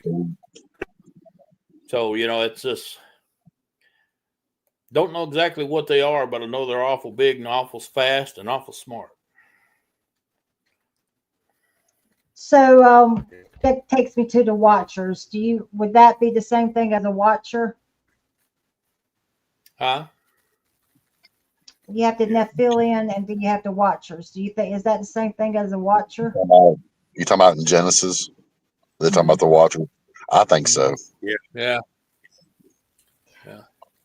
So do you think that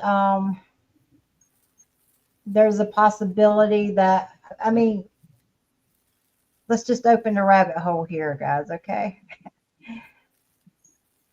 In life, you have residual memories, okay? Like, you know, my history, you know, my bloodline, I grew up with a love for nature and a love of animals and feeling, you know, the energy of the earth. And that comes from your ancestors. So if they are, you know, fallen angels, Nephilim, or, you know, whatever, are they looking for? But the ones they're descended from was Nephilim. Yeah. Because the giant bloodline comes from the Nephilim. So it'd be through the women's side. So when you get down to the Bigfoot deal, they're part Nephilim. So, But wouldn't that go back Nephilim, to, the actual Nephilim themselves was destroyed. So the pure blood.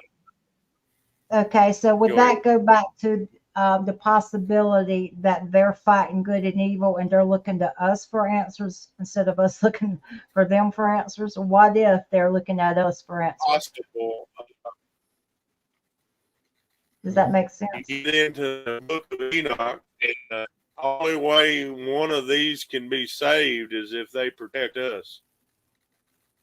But now the majority of them ain't worried about us. So that's that's a deep subject there. So I mean, the only way one of them can go to heaven, in my opinion, from what I just have studied, is if they protect one of us. So. Wow, that's pretty awesome. So Brian Barber, he wanted to know if you guys believe in the paranormal too. Are you guys active in the paranormal stuff? I'm trying to find this question. Oh, right here it is. I definitely. Go ahead. Go ahead, Neil. There's actually an old hotel here in town, right across from the old park. Mm-hmm. And I tell you what, that place is haunted. That's a fact. I mean, I've seen it. And I talked to an oil worker that was staying in one of the old rooms, and I was saying, "Well, how was your night?" And he said, "I'm not staying here anymore." He said, "I got into the room that night." He said, "I took a shower because I was all grungy and dirty from being out in the oil field." He said, "I took a shower and decided I'll just lay down in bed and watch TV till I fell asleep." He said, "Well, he fell asleep watching TV, and what woke him up was the television was full volume." And he said, "Well, that's weird." So he gets up and turns the television off and takes the batteries. He said it must be a faulty remote. So he takes the batteries out, lays it on the nightstand.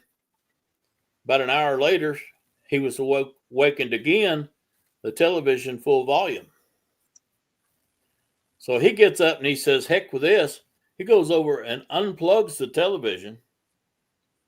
About an hour later, he had fallen asleep. He wakes up again with the television going full volume, but this time it's at the foot of his bed. He said, "I'm gone. I'm out of here. I'll never stay here again." And I've seen that kind of activity around there. So, yeah, I believe in the paranormal for sure. I believe in paranormal. And the question down here are not Sasquatch and paranormal one and the same? Yes and no. It's like this: you take a Ford Mustang, a Dodge pickup truck, and a Toyota Celica. Are they all vehicles? Yes, but are they the same? No. You can do different stuff with that. Same way with paranormal. It's sides of paranormal. Yeah. I'll say Depends on that. how you want to get. I'll say that not every time that I've had something going on with Sasquatch that it was paranormal, but I have had incidences where I think paranormal stuff is happening at the time that they're around, but I don't know if they're happening because of them or for something else going on. Or are they attracted, like I said, to energy, spot? Yeah.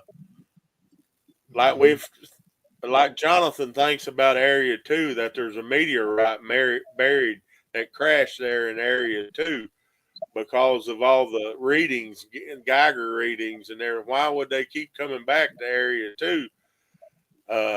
Back to that, Yeah. they may be attracted to certain areas on the planet where there's something that we don't even think about, like a meteorite that crashed, or large amounts of iron under the ground, gold.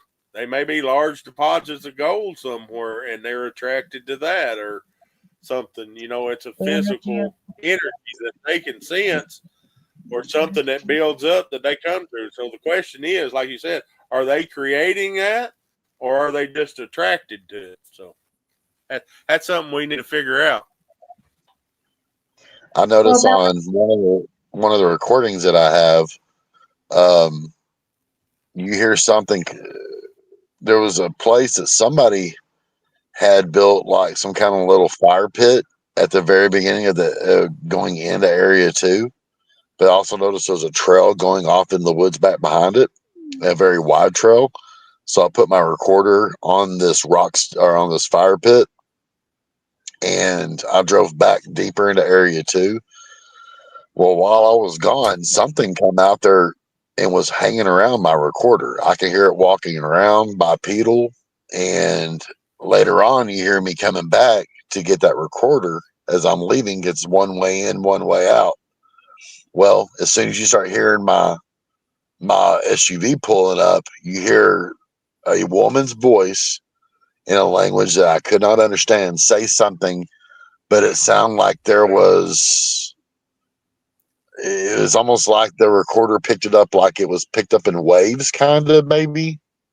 And the recorder did pick it up. And as soon as whatever this thing said in this woman's voice, this thing walked away. And then all of a sudden you hear me pull up and get out and get the recorder. So I was right on top of it and had no clue. But the person, here's what's weird. I didn't smell nothing. But a friend of mine, Braden, which helps us out quite a bit, he was with me. He said he could smell something. I couldn't smell anything at all. But, that was very strange, because whenever we left there, we listened to that recorder and we were both shocked that literally something was right there on top of us and we had no idea. Would that have anything to do with the ley lines too? Possible, yeah.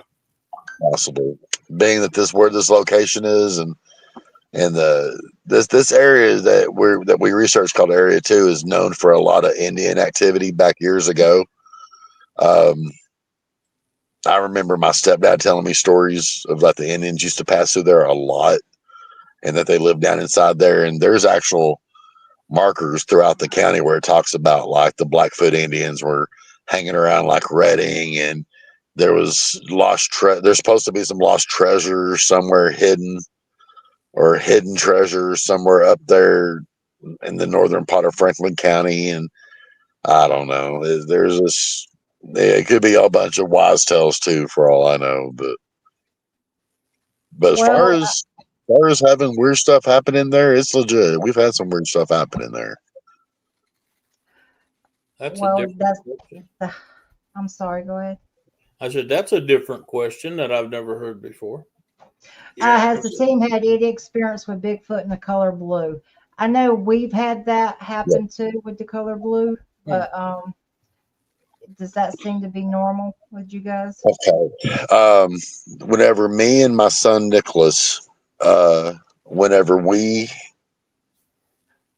on my youngest son's birthday, he wanted to set his recorder out somewhere that we would get some activity.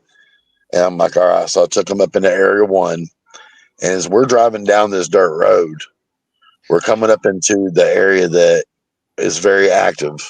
And it's where a tree structure is that is constantly changing. The structures on it, the trees are always moving around. The branches into it are always being twisted around different directions. Every time I go in there, it's something different. Well, we was going to put his recorder right across this gravel path that the gas company had put in there, going to a gas well pad. And on the way there, we seen a blue orb on the side. What we figured it out later on could have been a blue orb. To me, it was about 15 feet off the dirt road to the right. And Nicholas seen it too. It is almost like a blue ball of flame. And we drove right past it. We both seen it. We didn't say anything about it. And I said, did you see that? He goes, that blue thing? I said, yeah. He goes, what was that? I said, I have no idea. And I'm thinking about it now, it's probably a blue orb. Because we went up about a quarter mile up the road, and that's where that structure was. And that's where we put his recorder at. And we actually got it walking up out of the woods and stopping. And then it starts walking towards the recorder. It walks across the gravel road, and it goes right in front of my son's recorder and stops, squats down, starts sniffing his recorder, gets up, and then you can hear all kinds of stuff running past. And then this thing just walks off.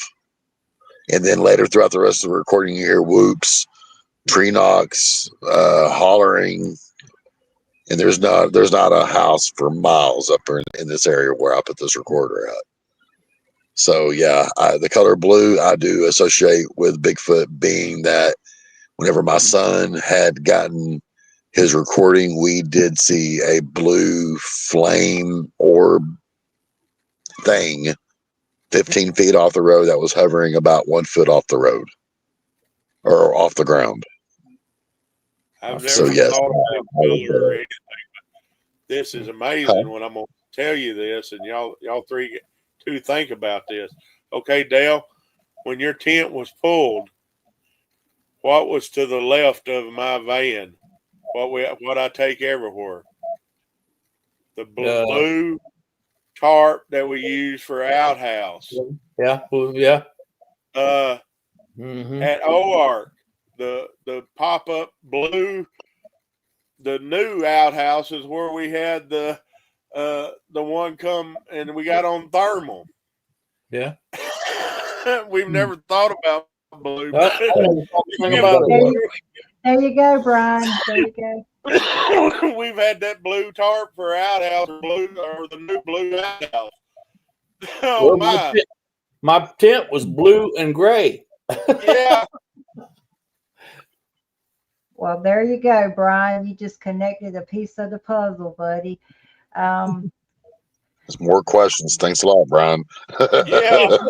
That's never been that it might have been our outhouse each time that was bringing in. Well, you won't get you going there at night anymore. 8-foot blue tarp that's spread around 4 trees to make a giant blue marker. If I go camping with y'all, I ain't using the blue bathroom. What do you guys think about this? Blue Eyed Northern says she thinks they can smell the batteries. They don't seem to mind audio. On my recorders, you got them sniffing a lot.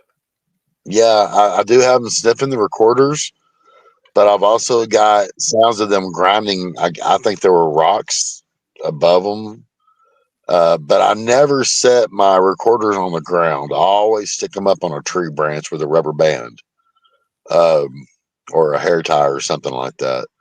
So whatever it is, that's messing with my recorders, except for that one with my son's, it's going to have to do something from high. I mean, I always try to make it to where the recorder is at least above 6 foot off the ground. I always try to make it a point to that point right into camp. As far as the batteries go, I've never thought of that. I kind of wonder if they can hear some kind of pitch on the audio and the reason why I say that is, like, whenever my son's recorder, he come down there and pinpointed his recorder.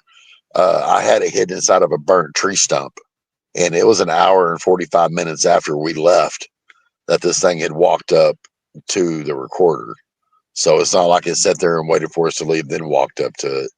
It was already dark, and it walked straight to it. So unless it sees a heat signature from the recorder or something that was standing out that it picked up on, I think that it hears something. It has to hear something. Yeah. So that's my opinion. It's like I've always said, though, if you've got your living room the way you want it, and somebody comes in there without you knowing it and puts a blue marble in the middle of the floor, first thing you do is you go, "Hey, there's a blue marble in my floor." You know everything that's in your house.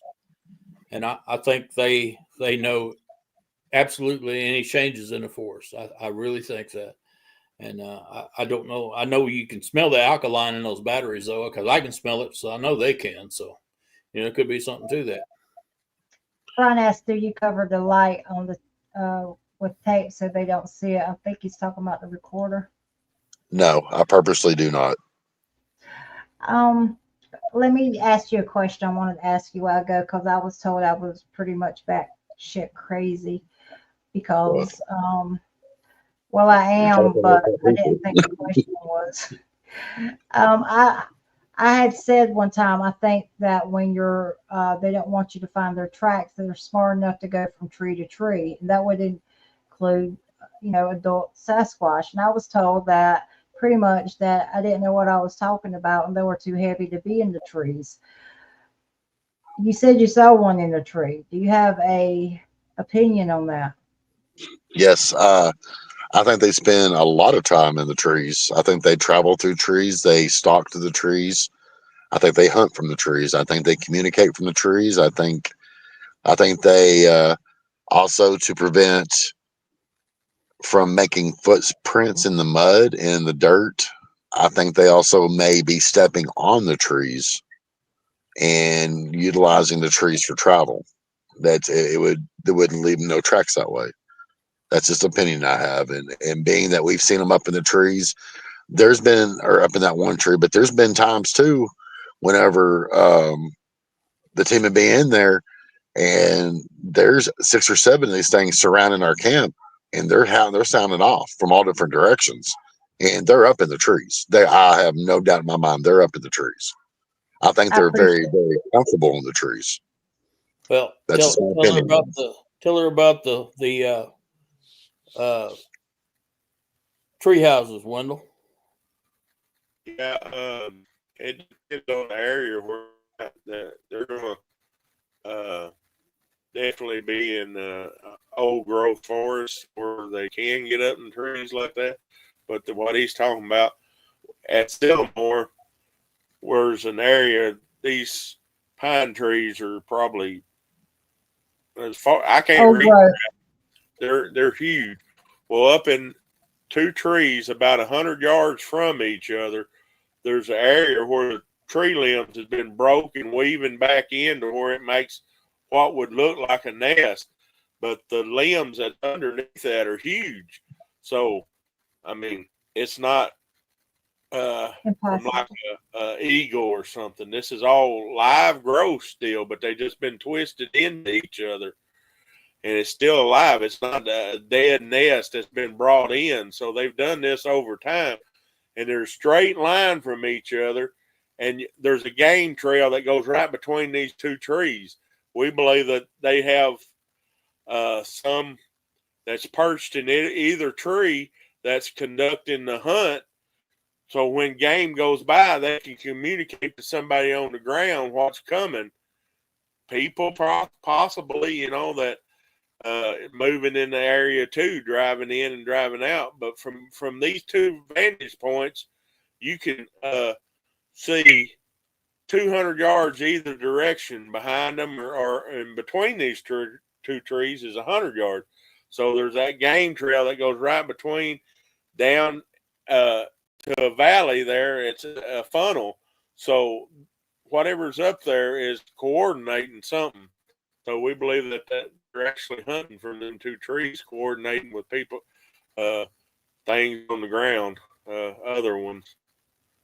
And we didn't even notice them before, but from up there, they got a perfect view of our camp. Yeah, and who knows how many times they've been up there? It's you never notice them, and just laying there on that.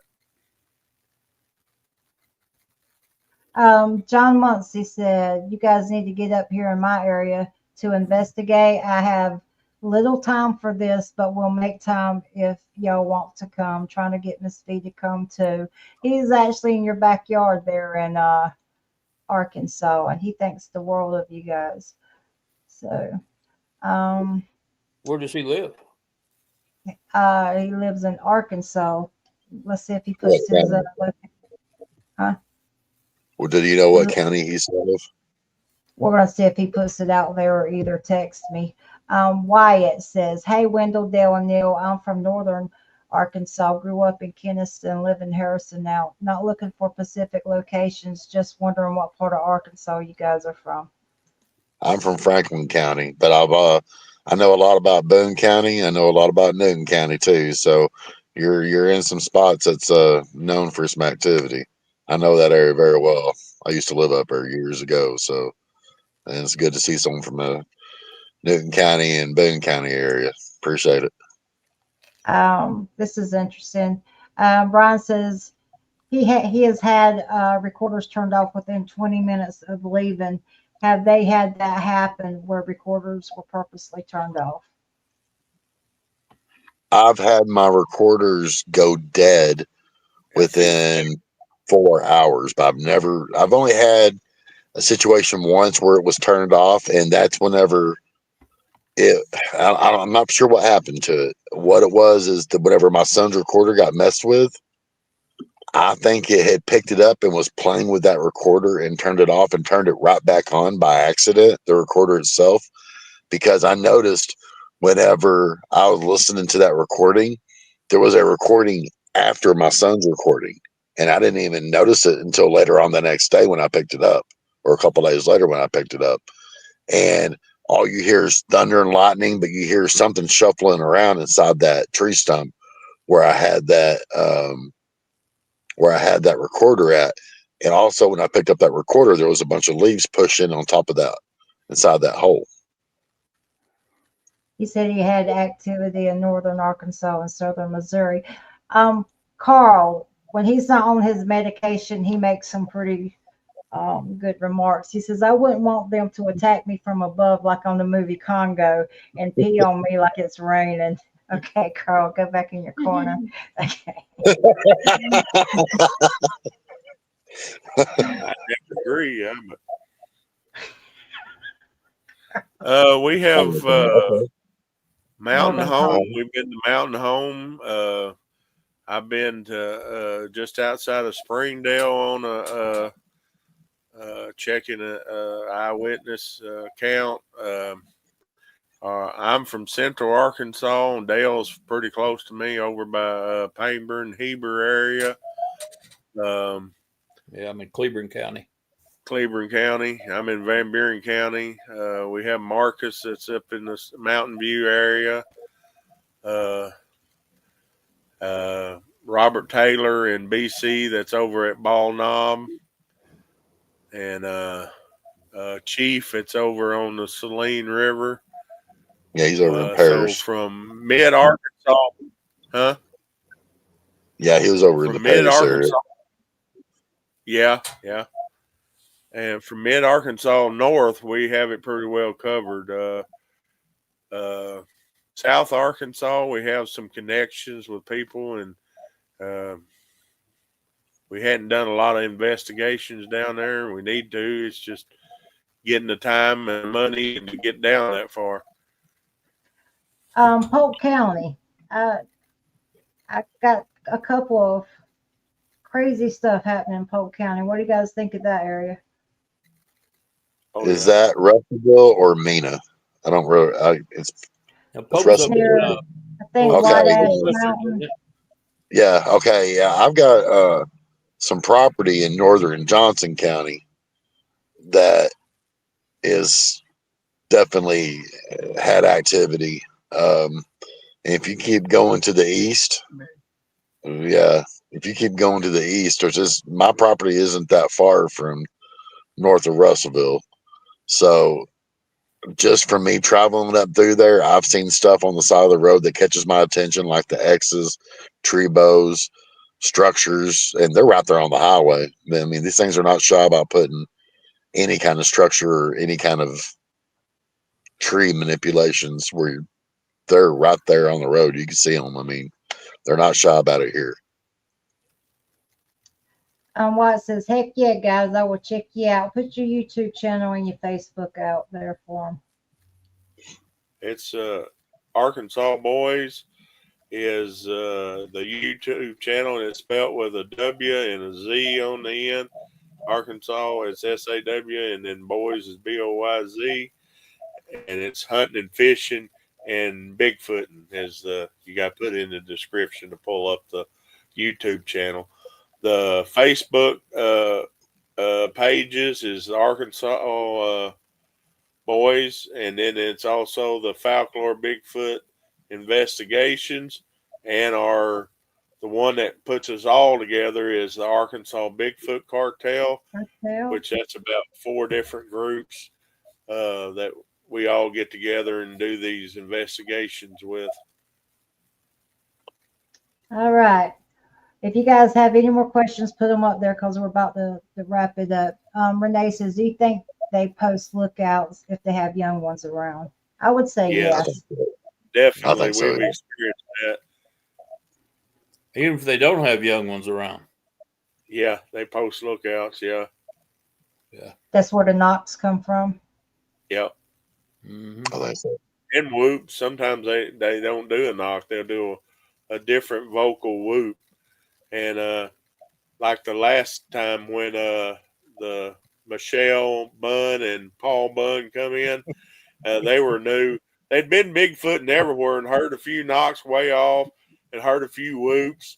Well, they ended up running and jumping in the truck because it was so close. To us, it wasn't close. It was on the other side of the holler, but they sound like two of them got in a fight over there across the holler, and she jumped in the truck. I don't blame her, but anyway, we did the experiment. We had somebody drive out and then come back in. As they drove back in, you could hear the different whoops coordinating as they passed different spots. So there was at least 6 to 7 different Bigfoot around that they passed that you would hear a whoop from. So that's how organized they are in area too. Well, that's someone, I think it was Pat and Joe, were telling me that the real activity starts before you even put your car in park, because they're already communicating you're in there. Mm-hmm. Yep. Wow. So do you guys have anything you want to Asha says hello from Fort Smith. Is that Arkansas area? Yeah. Yes, Fort Smith. That's Sebastian County. I'm probably 30 to 45 minutes from Fort Smith. Yeah. You guys get a lot of action in around that area, Fort Smith? It's more city based. Now, Lake Fort Smith, which is on the way up to Devil's Den, they've had some activity. They've had UFO activity and Sasquatch activity over the last probably 10, 15, 20 years. I found there's some stories on YouTube about that. I'll say something while it's fresh in my mind. If anyone ever does come to our investigations, we do not charge for them, but something I do want to give everybody a heads up about is if you're going to bring a camper, be sure to bring a generator with you if you're going to Redding, because there is no power at Redding. There's only one spot with power, but if we have 3 people show up with campers, if they don't have generators, then they're not going to have power. So if you ever do decide to bring a camper, bring a generator with you, is pretty much, because like I said, there's only one spot at Redding that has power, and it's usually a first come, first serve. So just throwing that out there. Brian said, great show with a great guest. I would love to stay, but work comes early. Good night and thank you all. And Brian, give Elaine our love, and I hope she's doing well. And I want to thank Miss Lisi. I hope that right, and Air Force One for the donations tonight. Thank you so much. I'm sorry I didn't give you a shout out during the show. Is there anything else that you guys want to hit on that we didn't cover? Because it's liable to be another year before I have you on. Y'all are just hard to get on. Yeah. But I love you. Pretty busy. I'd just like to say that a lot of these people that's been talking to us tonight from up in that area, don't forget to come to that town hall. Yeah. Paradise Yes. Beach out Yeah. When you get off, Wendell, if you will text me the information for the town hall, I'll make sure it's in the description, and I'll also put it in the group, and I'll just keep posting it periodically. You guys are having the town hall. Hopefully, I can't promise, but I hope to get there the 7th, 6th, 7th, and 8th. I don't know about climbing that daggone mountain, though. I might just, I have broke 42 bones, sir. Y'all might have to.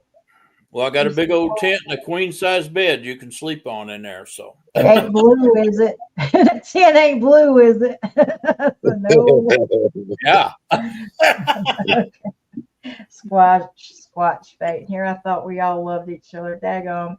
Well, Neil, that being said, the ones that's going to be at the base camp, like I said, you can drive into there pretty much. We may have to carpool, but from the next camp is going to be the hardcore members.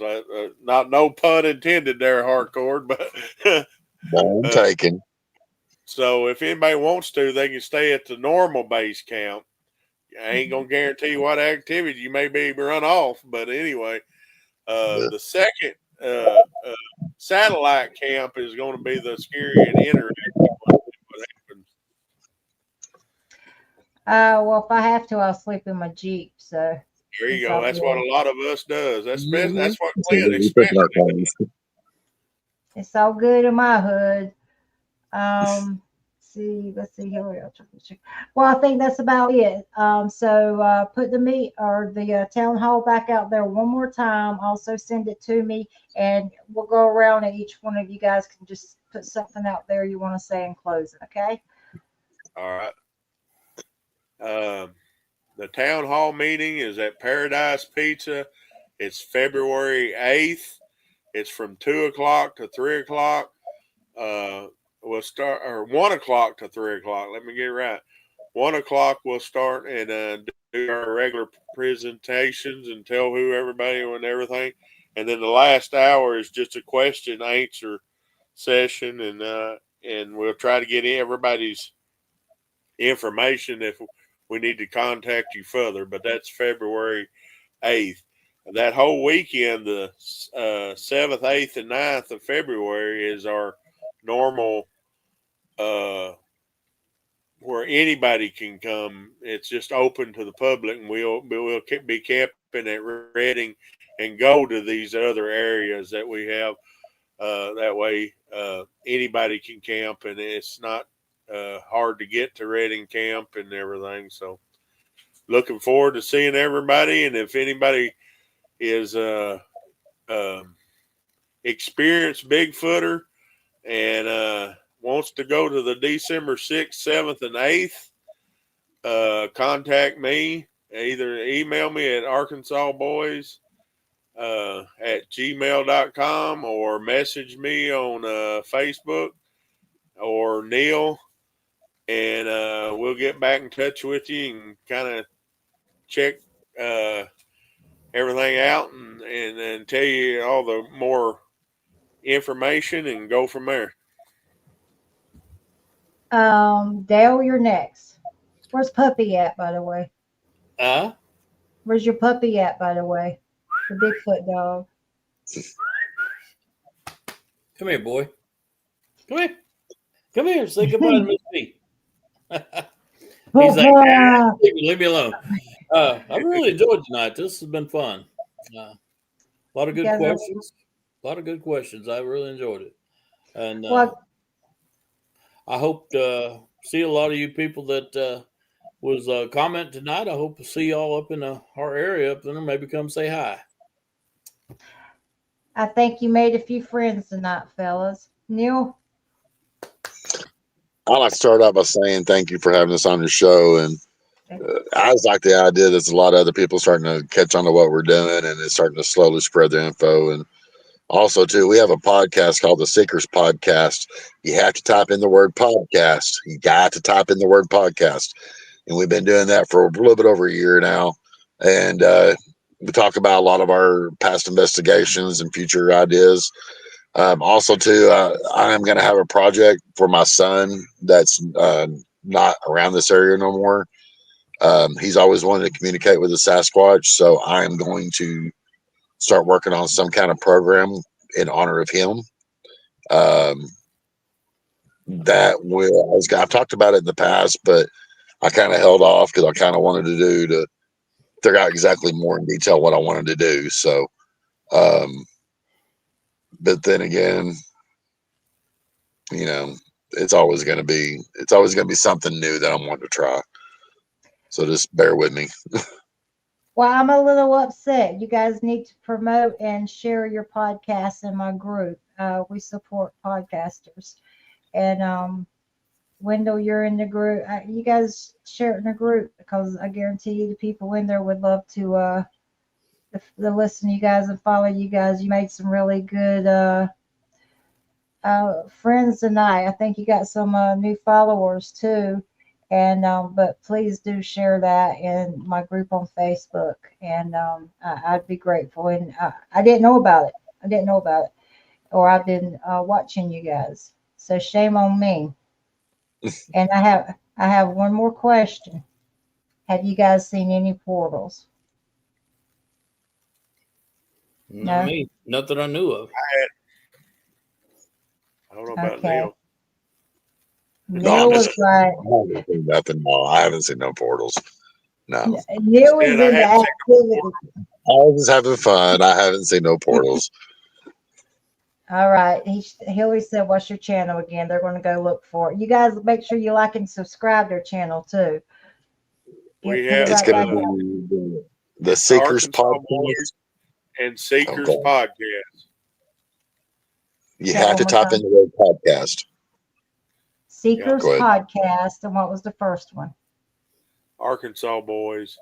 It's like I said, it's Arkansas. It's spelled with a W and is boys with a Z. And it sometimes you got to type in hunting and fishing and Bigfooting behind it, because some reason it don't want to pull up our name unless you type that in. Okay.